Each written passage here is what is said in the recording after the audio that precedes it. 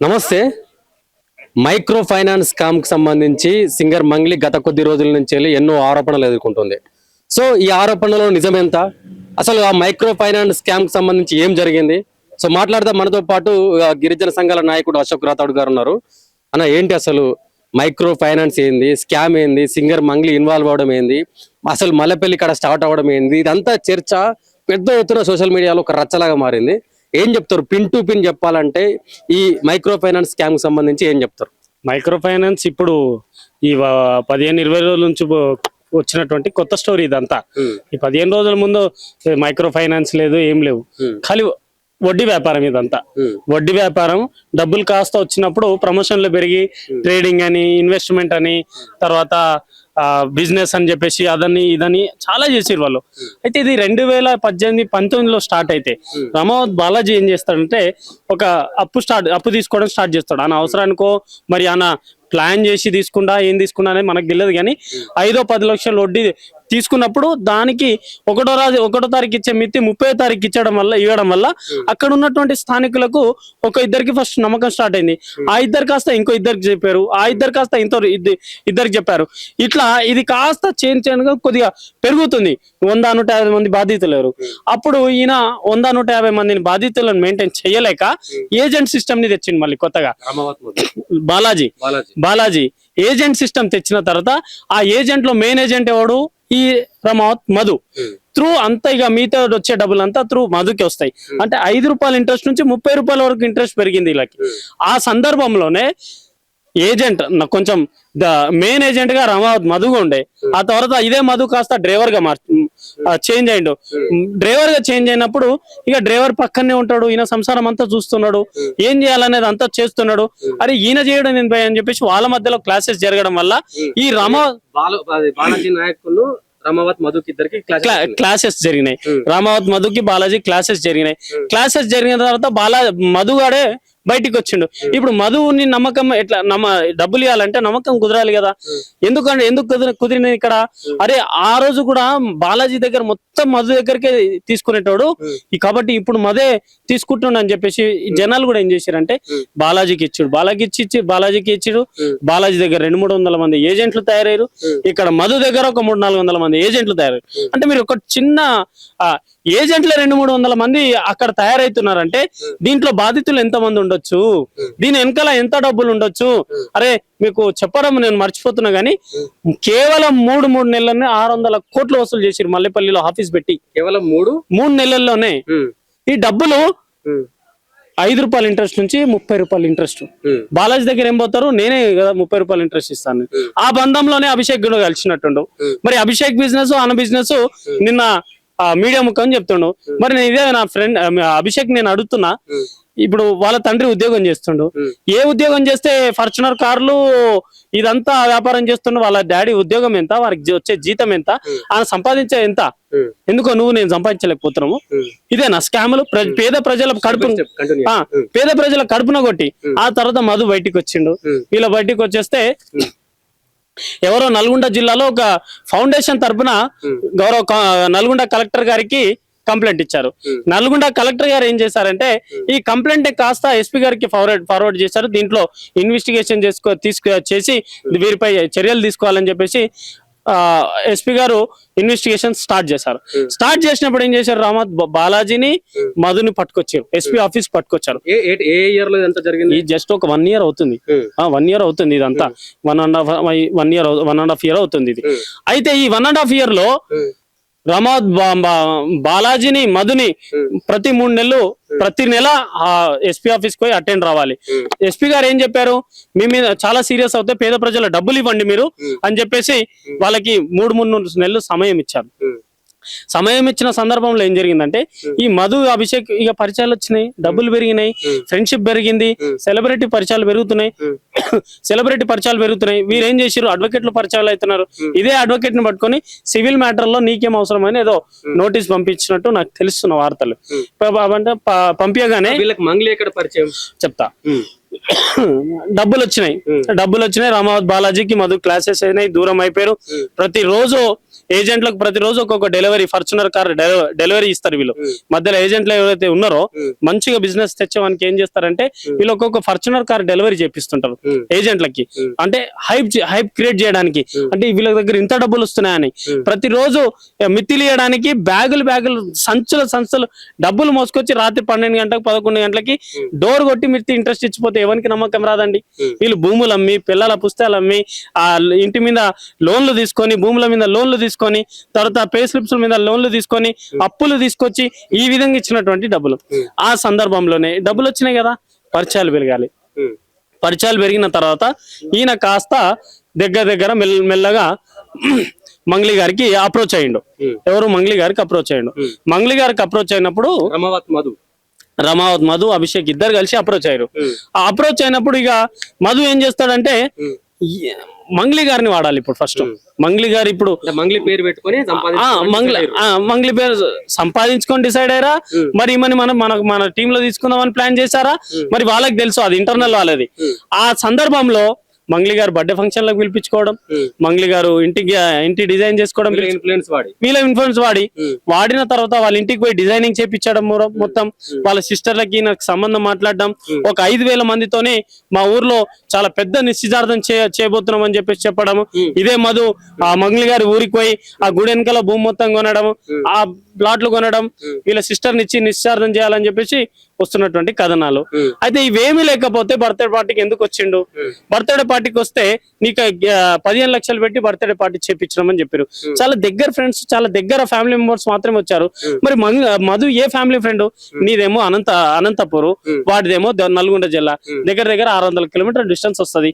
ఏం రిలేషన్ ఉందండి?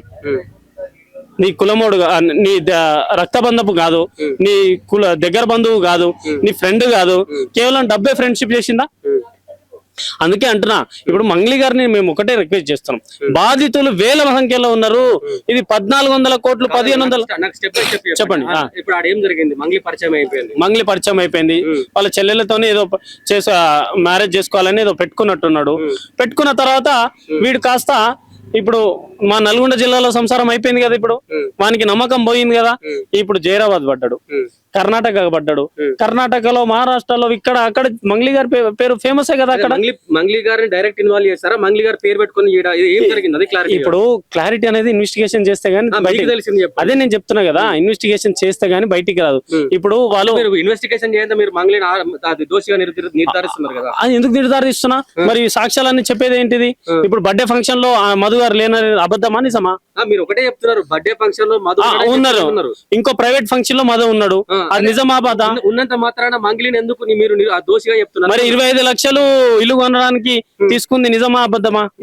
ఆ ట్రాన్స్ఫర్ అయింది నిజమా అబద్ధమా? నీ కోసము 4,50,000 పెట్టి నెక్లెస్ తీసుకొచ్చింది అన్నారు కదా, అది నిజమా అబద్ధమా? దీనికి లింక్ ఎందుకు? అరే లింక్ ఎందుకు లేదన్నా? ఏ సంబంధం ఉందని నెక్లెస్ తీసుకోపోతాడు?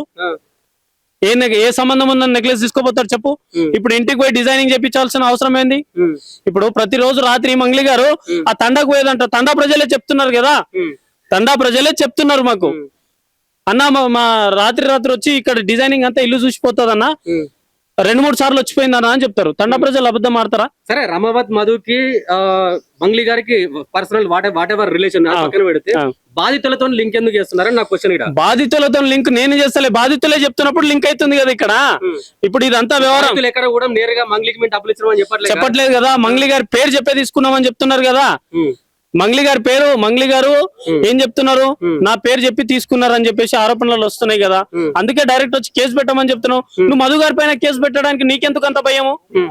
నేను అడుగుతుంది ఒకటే, నువ్వు తీసుకో. సంబంధం లేనప్పుడు నేను మధు పేరు మీద నేను పెడతాను అంటున్నది.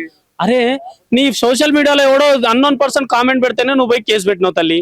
నీ పైన పేద ప్రజలు నిన్ను నమ్ముకుని నిన్ను కడుపులో పెట్టుకున్న పేద ప్రజలు నీ పైన ఆరోపణలు చేస్తుంటే వాళ్ళకి ఏమొచ్చిందన్న పేద ప్రజలకు?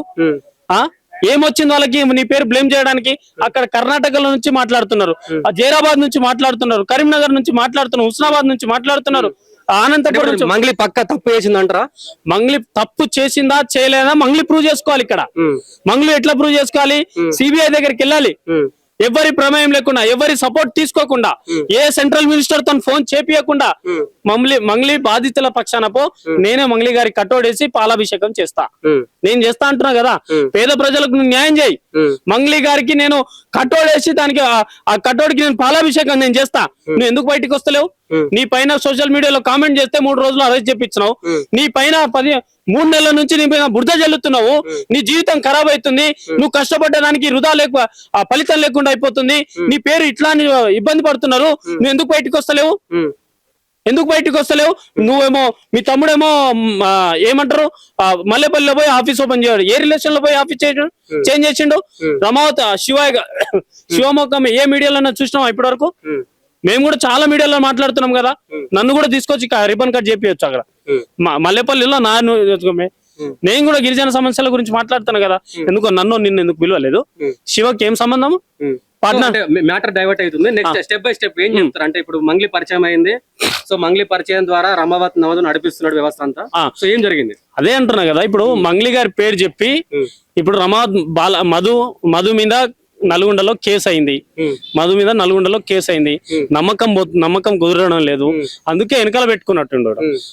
ఆనని ముందర పెట్టి, ఇగో మంగ్లీ వాళ్ళ తమ్ముడు, మంగ్లీ వాళ్ళ సిస్టర్ ఇట్లా పెళ్లి చేసుకుంటారు, ఇట్లా బిజినెస్ చేస్తారు, మీ జీవితాలు బాగుంటాయని చెప్పేసి ఏదో నమ్మబలికినట్టు.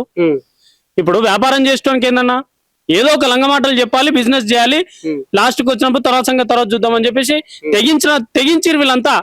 అందుకే నేను మంగ్లీ గారికి ఇప్పటికీ కూడా నేను మంగ్లీ గారి సపోర్ట్ తోనే మాట్లాడతాను. నేను ఎప్పుడు కూడా మంగ్లీ గారికి వ్యతిరేకంగా మాట్లాడలేదు. ఎందుకంటే మంగ్లీ గారు కూడా అదే కష్టాలతోని, అదే కింద స్థాయి నుంచి కష్టపడి ఆ స్థాయి వరకు వచ్చింది. అదే పేద ప్రజలు వాళ్ళు జీతం కూడా ఇక్కడికి ఇచ్చారు.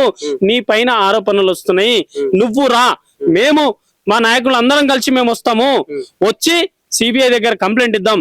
రమావత్ మధు ఇట్లా నా పేరు మీద వసూలు చేసిందంట, దీని మీద మా తమ్ముని ఎలిగేషన్ చేస్తారు, మా సిస్టర్ ఎలిగేషన్ చేస్తారు, మాకు ఫేర్ ఇన్వెస్టిగేషన్ చెయ్యాలని చెప్పేసి సిబిఐకి ఒక లెటర్ రాయమని చెప్పు. ఒకవేళ రాస్తే ఇదే మధుగాడు మంగ్లీ గారి చిట్ట ఇప్పుతాడేమో భయం ఉందా నీకు? అది కూడా చెప్పండి. కానీ పేద ప్రజలు రమావత్ మధు ఒక స్టేట్మెంట్ లో క్లారిటీ ఇచ్చిండు, మంగ్లీకి ఎటువంటి సంబంధం లేదని చెప్పేసి ఒక చిన్న క్లారిటీ ఇచ్చే ప్రయత్నం చేసి, మరి డబ్బులు ఎడికెళ్ళి తెచ్చుకొచ్చిండంతా, అది కూడా క్లారిటీ ఇవ్వాలి కదా మధు. ఇప్పుడు మంగ్లీ గారు దీంట్లో సంబంధం లేదని చెప్పేసి అన్నాడు. మరి ఈ డబ్బులు నేను ఎక్కడెక్కడికి వెళ్ళి తీసుకొచ్చినా కూడా చెప్పాలి కదా మధు. ఇప్పుడు చెప్పనట్టు, సంపనట్టు, తిననట్టు, ఇవన్నీ సగం మాటలు చెప్పి ప్రజలను కన్ఫ్యూజ్ చేస్తున్నారు. లాస్ట్ వాళ్ళు బయటికి వస్తే తట్టుకోలేరు ఈ శక్తిని అంతా. వాళ్ళు అంటే ఫైనల్ గా కన్క్లూజన్ ఏమి ఇవ్వగలుగుతారు? ఈ ఎపిసోడ్ కి ఎండ్ ఎట్లా పడవచ్చు? ఎపిసోడ్ కి ఏంటి ఒకటే, మంగ్లీ గారు బయటికి రావాలి, పేద ప్రజల పక్షాన ఉండాలి. నీ పేరు చెప్పి డబ్బులు ఎవరైతే వసూలు చేశారో వాళ్ళందరినీ తీసుకెళ్లి నాకు దీనికి సంబంధం లేదు దాన్ని కంప్లైంట్ చేయండి, మధు పైన కంప్లైంట్ చేయి. ఈ రోజు వరకు మధు కంప్లైంట్ చేయలే. మొన్న డీజీపీ ఆఫీస్కి వెళ్తే మధు గారు ఫలాని సిగ్నల్ టీవీలో నాకు మంగ్లీకి ఎలాంటి సంబంధం లేదని చెప్పేసి క్లియర్ స్టేట్మెంట్ ఇచ్చేసిండు. మీరు ఈ కింద ఉన్నటువంటి సుబ్బారావు వాళ్ళ మీద మీరు చర్యలు తీసుకోమని చెప్పేసిండు. ఇన్వెస్టిగేషన్ సిగ్నల్ టీవీ చేస్తుందా, మీడియా పోలీస్ డిపార్ట్మెంట్ చేస్తుందా అన్న? అంటే ఈమెనే క్లియరెన్స్ ఇచ్చుకుంటది, ఈమెనే సంబంధం లేదంటది, ఈమెనే నేను కడిగిన ముత్యంలా లేదని చెప్తుంది. మరి ఇది ఇన్వెస్టిగేషన్ చేయాల్సింది ఎవరు? నీకు పోలీస్ స్టేషన్ లో నమ్మకం లేదు, సిపి ఆఫీస్ లో నమ్మకం లేదు, డీజీపీ ఆఫీస్ లో నమ్మకం లేదు, కానీ నువ్వు మధుని కాపాడుకోవాలి. ఇది ఎక్కడికి న్యాయం? ఎవరికి న్యాయం చేస్తున్నట్టు? పేద ప్రజల పక్షాన ఉండి కొట్లాడు. నువ్వు పేద ప్రజలు ఉన్న రోజు మేము నిన్ను పాలాభిషేకం చేస్తా అంటున్నా, ఇంకేం చేయాలి?